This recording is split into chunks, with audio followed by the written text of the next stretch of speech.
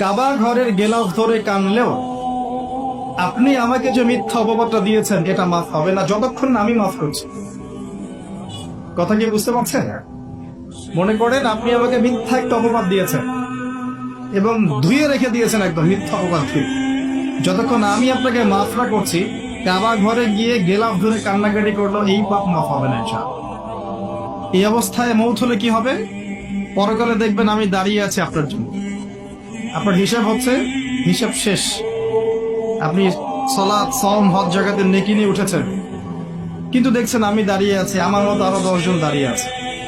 ওই 10 জনকে আপনি গালি দিয়েছিলেন, অপবাদ দিয়েছিলেন, তাদের গীবত করেছিলেন, তাদের সম্পদ ও সম্মানের হানি করেছিলেন। এখন কিয়ামতের মাঠে আপনার নেকি দিয়ে এই ঋণ শোধ করতে হবে, অন্য কোনো অপশন নাই। আর যদি নেকি শেষ হয়ে যায় তখন কি হবে? তখন আমার আমলনামা থেকে কিছু গুনাহ আপনাকে নিতে হবে।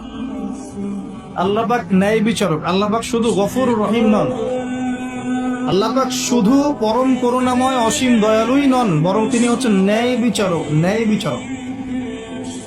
একজন ধর্ষক যদি বলে যে আল্লাহ পাক তো গফুর রহিম, আল্লাহ আমাকে মাফ করে দিতে পারে, তাহলে যাকে ধর্ষণ করলো সে তার উপর জুলুম হবে না? আল্লাহ পাক ধর্ষককে মাফ করে দেন, তাহলে যাকে ধর্ষণ করা হয়েছে ওর প্রতি জুলুম হবে না? কথা বুঝতে পারছেন না? মনে করেন আপনি নাউজুবিল্লাহ কারো সম্পদ আত্মসাৎ করেছেন, এখন আল্লাহ যদি আপনাকে মাফ করে দেন, তাহলে এই যে যার সম্পদ আপনি আত্মসাৎ করেছেন এর উপরে জুলুম করা হচ্ছে না? আল্লাহ পাককে জুলুম করবেন? এক জাররা পরিমাণ করবেন। কিয়ামতের মাঠে নেকি দিয়ে তার এই ঋণ শোধ করতে হবে, অথবা তার গোনা আপনার কাঁধে নিয়ে জাহান্নামের পথে যেতেও হতে পারে। আল্লাহ পাক হেফাজত। এই জন্য সবসময় সতর্ক থাকবেন, আপনার যারা যেন মানুষের হক নষ্ট না হয়। মানুষ আপনাকে গালি দেখ, থাপ্পড় মারুক, জমি আত্মসাৎ করে ফেলুক, হক নষ্ট করুক, কি করে করুক, আপনি তারটা করতে যান না। যারা করছে আপনি লাভবান। আপনি কেমন করে লাভবান? আপনি অসংখ্য নেকি পাচ্ছেন, আপনি জানছেনও না। যেই আপনার বিরুদ্ধে মনে করেন আপনি নিষ্পাপ, অন্যায় করেন নাই, আপনার বিরুদ্ধে জুলুম করা হচ্ছে, অপবাদ দেওয়া হচ্ছে, আপনাকে আন্ডারস্টিমেট করা হচ্ছে, ইত্যাদি ইত্যাদি, আপনি বসে বসে নেকি পাচ্ছেন, বসে বসে নেকি পাচ্ছেন। এবং পরকালে কিয়ামতের মাঠে উঠে দেখবেন অসংখ্য নেকি অটোমেটিক আপনার আমলনামে চলে আসবে। তখন তারা আফসোস করবে, দুনিয়াতে এই কাজগুলো না করে ভালো কিছু করলে ভালো হতো। যাই হোক,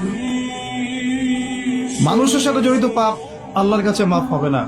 এই কারণে এই রমজান মাসে ওই লিস্টের মধ্যে থাকবে আমি কার কার ক্ষতি করেছি, থাকবেই। কিন্তু যতটুকু মনে পড়ে, যতটুকু মনে পড়ে লিখে ফেলবেন, সুযোগ থাকলে সেটা ফেরত দিয়ে দিবেন। যদি সুযোগ না থাকে ক্ষমা চেয়ে নিবেন, যদি সেই সুযোগও না থাকে তার পরিবারের কাছে ক্ষমা চেয়ে নিবেন, সেই সুযোগও না থাকে তার পক্ষ থেকে সদকা করে দিয়ে পারা যাবে ইনশাআল্লাহ। সেই সুযোগও নাই, তাহলে হাতটা তুলে তার জন্য দোয়া করবেন, আল্লাহ আমি আমার অমুক ভাইকে মিথ্যা অপবাদ দিয়েছিলাম, আল্লাহ তুমি তাকে মাফ করে দিও। আশা করা যায় আপনার গুনাহ আল্লাহ মাফ করে দিবেন ইনশাআল্লাহ।